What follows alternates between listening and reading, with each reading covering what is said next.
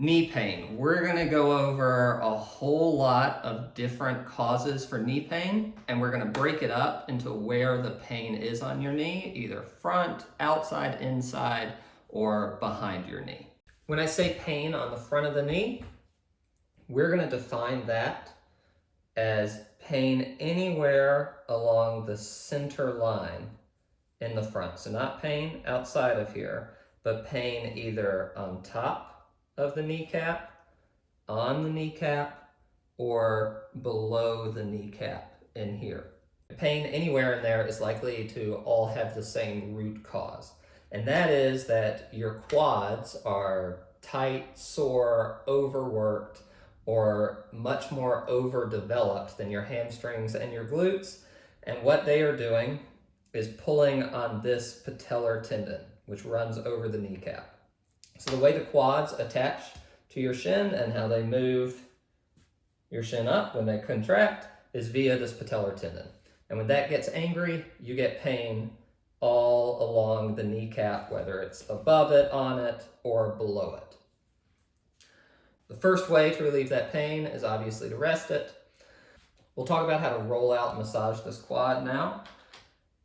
I like to use a tool like this. It's called the stick. There are a lot of different brands, relatively inexpensive. You can also do the same thing with a foam roller, but it's a little bit harder to get pressure on it and to vary the pressure you're putting on your quad.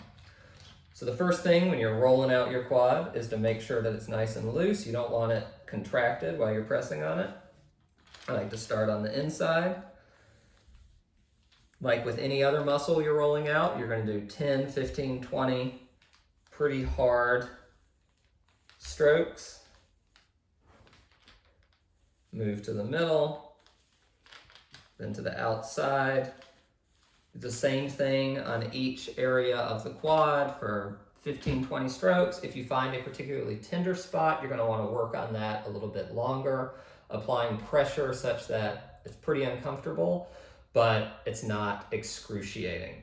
In order to strengthen this quad, I like to really avoid isolated exercises, i.e. the machine at the gym where you're sitting with a pad on the front of your shins and you lift your foot up against resistance, solely focused on the quad, because the root of this problem is likely that you are using too much quad when you run or jump or however you're training, because the root of this problem is likely that not only is the quad stressed and tight, it's that it's overdeveloped relative to your hamstrings and your glutes. So strengthening the quad is better done from more complex movements like a well-executed squat or a well-executed lunge, which are in the strength program that's included with this plan, so that you learn to run using the hamstring, the glutes, and the quads in unison and avoid this type of pain in the front of your knee. Pain on the outside of your knee. So that's pain that runs below the kneecap, right here. And if you're having pain here, it is most likely due to IT band stress. Sometimes IT band tightness presents itself along here. And the big thing that people miss about IT band pain and how to treat it, it's that the IT band is really just this long tendon that connects up to a small muscle right underneath your hip bone called the tensor fasciae latae, or TFL for short.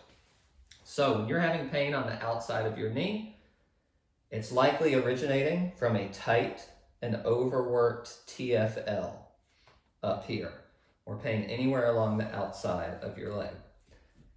Now to roll this out, we don't want to be putting pressure where the pain is. We don't want to be rolling or massaging the outside of the knee, or really even the outside of the quad. What we want to do is roll out the quad, which I talked about just a minute ago in the video, because the IT band is right on top of it. So if the quad is freaked out, you can get a little bit of IT band soreness too. So you're going to roll out the quad, and then you're going to roll out your TFL. The TFL can be a little tricky to find if this is your first time hearing about it.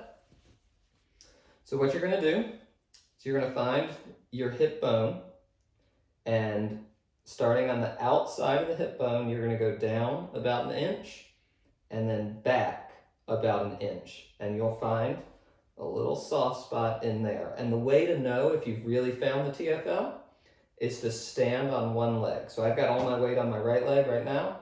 When I stand on the left leg, this TFL really tightens up. And you'll be very clearly able to identify it, because when you go back on the other leg, it gets soft and loose again. So this is your TFL. Down about 1 inch from the hip bone and back about 1 inch. Gets tight when you stand on one leg.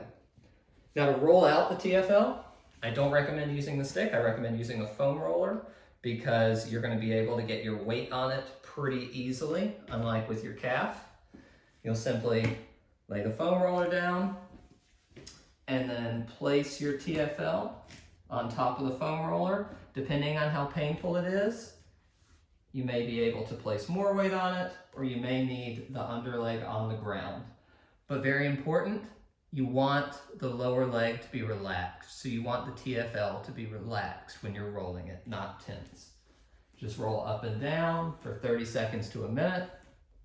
When you find a particularly uncomfortable spot, stay on that spot. You want it to be pretty uncomfortable, but not excruciating. And you'll hold that spot for 30 seconds to a minute, and then roll, and then move on to another spot.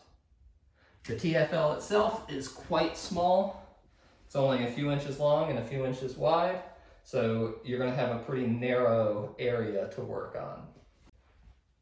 Pain in the back of the knee we will define as anything in the center or a little to the outside or inside. Basically anywhere that your hamstring connects to, because pain in the back of your knee is most likely going to be related to your hamstring. When you're having pain in the back of the knee, the root cause is likely your hamstring. And there are a few things that could be causing your hamstring to be overworked or sore. Number one, if you try and run really fast on a loose surface like sand or anything like a cinder track or a dusty surface where your foot, or even snow or ice, where your foot can slide a bit when you push off, you can end up slightly straining, slightly overworking the hamstring and getting pain in the back of the knee. Another common cause or way to injure your hamstring while running is on a deceleration. So when you're running quickly and you start to slow down, you take a big step, plant your heel, this hamstring starts to eccentrically contract, and on the slowdown, you can very easily do a minor strain on the hamstring and get pain in the back of your knee. Another way I see a lot of runners injure their hamstring is via cross training. So if you cross train on a gym spin bike or ride outdoors, you want to make sure that your seat isn't too high. If your seat is too high, you can get pain in the back of your knee because you're overstretching the hamstring on each pedal stroke. To roll out the hamstring, I like to use a foam roller because you can pretty easily get your body weight onto it.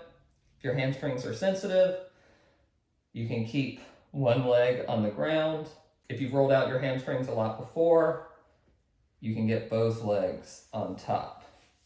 As with any muscle group, 10, 15, 20 strokes back and forth. When you find a particularly sensitive area, you want to stay on it for 30 seconds to a minute and then move on to another area. For strengthening the hamstrings, just like for strengthening the quads, I prefer that you do more of a complex exercise instead of an isolated exercise. So think the machine at the gym where you're laying on your stomach and you can just do a hamstring curl isolated. You're much better off doing a proper squat, a proper lunge, a hamstring curl with inflatable ball underneath you. And those are all exercises that are a part of the program because they're going to teach you to recruit your hamstrings, your glute, and even your gastroc. Your gastroc does help with bringing the heel to the butt, working those in unison, and then when you run, you'll work them in unison as well, and you'll be less likely to overwork that hamstring. Pain on the inside of the knee is a bit trickier. It's a less common spot to have knee pain from running, but there is one large common cause. There are a lot of smaller causes that if it's not this one big thing, you're going to want to have a specialist or a professional look at, physical therapist look at. But if you're having some slight pain, new onset pain on the inside of your knee, it could be because your glutes are too weak and your knee is collapsing inward. A good way to test to see if your knee is collapsing is a single leg squat. So you're going to sit on a chair like I'm sitting. You can start on a higher chair, make it a little bit easier. And what we're going to watch is to see if my right leg collapses inward when I come up. You can see it collapse a little bit. So if your knee buckles in, it means your glutes are a little weak. My glutes are a little weak. There are a handful of good exercises that are part of the program that help you strengthen your glutes. I'm going to link to all of those in the description, and you can go through those a couple of extra times a week if you find yourself that you're having inner knee pain and your knee is collapsing anytime you try and do a single leg squat.